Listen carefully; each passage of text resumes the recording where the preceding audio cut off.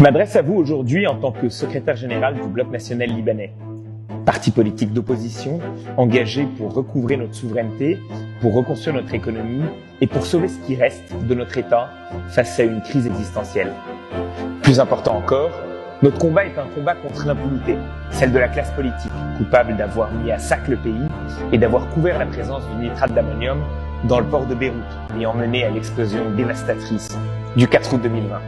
Cette même classe politique qui fait aujourd'hui obstruction à la justice.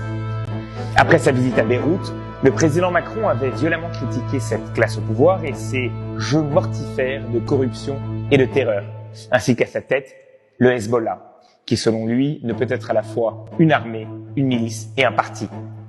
Le voici qui semble aujourd'hui faire campagne pour Salim Frangiyeh, le candidat de ce même parti. Or, l'intérêt du Liban est évident, empêcher à tout prix l'élection de Salim Frangiyeh à la présidence. Salim Frangiyeh qui incarne le système corrompu, féodal et clientéliste qui a détruit le pays. L'intérêt de la France aussi est évident, tenir ses promesses d'aider le peuple libanais et prouver, par son action humanitaire comme politique, son attachement à la souveraineté et à la prospérité du peuple libanais. Les liens entre nos deux pays sont historiques. La France a encore des amis au Liban. Faites en sorte qu'il en soit ainsi dans le futur.